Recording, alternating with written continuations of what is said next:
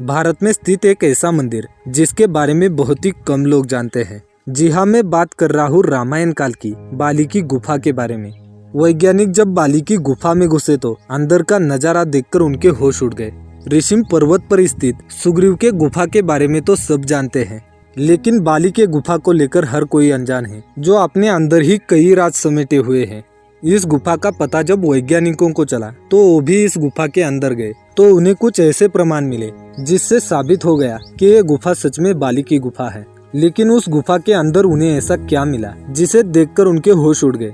नमस्कार दोस्तों, आप देख रहे हो जीए स्टोरी यूट्यूब चैनल। एक बार कमेंट में सच्चे दिल से जय श्री राम जरूर लिखे। तो चलिए वीडियो को शुरू करते हैं। दोस्तों, वानर राज बाली का शासन किष्किंधा नामक नगरी में हुआ करता था। वो इतना बलशाली था कि उसने रावण को भी पराजित कर रखा था। परंतु ऐसा क्या हुआ कि उसने अपने भाई से ही दुश्मनी मोल ली। दरअसल उसके पीछे का कारण वो गुफा थी जिसे आज हम बाली के गुफा के नाम से जानते हैं। एक बार की बात है जब मायावी नामक राक्षस ने बाली को युद्ध के लिए ललकारा तो बाली उसका पीछा करने लगा। वो राक्षस भागते भागते एक गुफा के अंदर पहुंच गया तो बाली ने उस गुफा के द्वार पर सुग्रीव को खड़ा कर दिया और उस राक्षस का वध करने के लिए उस गुफा के अंदर चला गया। दोस्तों, तकरीबन 1 साल बीत चुका था और बाली उस गुफा के अंदर से लौटा नहीं था। सुग्रीव को बेहद चिंता सताने लगी थी। तभी उसने देखा कि गुफा के अंदर से तो खून बाहर आ रहा है। उसे ऐसा लगा कि युद्ध में बाली की मृत्यु हो चुकी है, इसलिए उसने एक बहुत ही बड़ा पत्थर लिया और उस गुफा के द्वार पर लगा दिया। परंतु सुग्रीव सच से अनजान था। दरअसल वो गुफा इतनी लंबी थी कि बाली को उस गुफा के अंदर राक्षस को ढूंढने के लिए 1 साल लग गया और 1 साल बाद उसने उस मायावी राक्षस का वध कर दिया। परंतु जब वो उस गुफा के द्वार पर पहुंचा तो एक बहुत ही बड़ा पत्थर देखकर उसको भी हैरानी हुई। वो मन में ही सोचने लगा कि शायद सुग्रीव मेरे शासन को हड़पना चाहता है। उसने जैसे तैसे वो पत्थर हटाया और वापस अपनी नगरी में पहुंचकर सुग्रीव को धक्का मारकर अपनी नगरी से बाहर निकाल दिया। जिसके बाद सुग्रीव अन्य वानरों के साथ ऋषिमुख पर्वत पर रहने लगे और इसीलिए सुग्रीव के गुफा के बारे में हर कोई जानता है। परंतु बाली के गुफा से हर कोई अनजान है।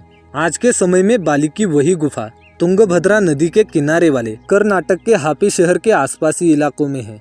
वहां पर रहने वाले लोगों का दावा है कि ये वही गुफा है जिसमें बाली और मायावी राक्षस के बीच घमासान युद्ध हुआ था। दोस्तों, वैज्ञानिकों को जब इस बात का पता चला तो वो गुफा का शोध करने के लिए चले आए।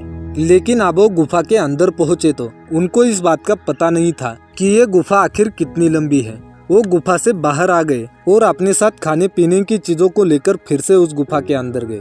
ये गुफा इतनी लंबी है कि बाली को भी मायावी राक्षस को ढूंढने के लिए पूरा 1 साल लग गया था।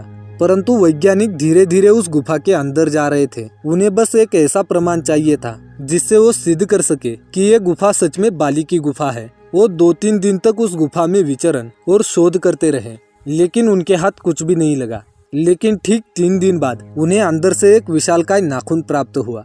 वो नाखून कोई सामान्य नाखून नहीं था और ना ही किसी जानवर का नाखून था। वे सभी सोचने लगे थे कि आखिर ये नाखून किस प्रजाति का है। उसे चेकिंग के लिए भेजा गया। जब वैज्ञानिक इस गुफा के और अंदर गए तो वहाँ पर उन्होंने जो देखा उसे देखकर सभी के होश उड़ गए। दरअसल उस गुफा के अंत में अलग ही भाषा में कुछ लिखा हुआ था जो किसी के भी समझ में नहीं आ रहा था। तो वैज्ञानिकों ने इस पर शोध किया तो उन्हें पता चला कि ये लिखावट तकरीबन 5 से 6 हजार साल पुरानी है। उस समय वानर नाम की प्रजाति इस तरह की लिखावट का इस्तेमाल करती थी। वानर बंदरों से अलग हुआ करते थे। उनका शरीर मानव के जैसा ही हुआ करता था, लेकिन मुख बंदरों की तरह होता था और वे काफी तंदुरुस्त होते थे।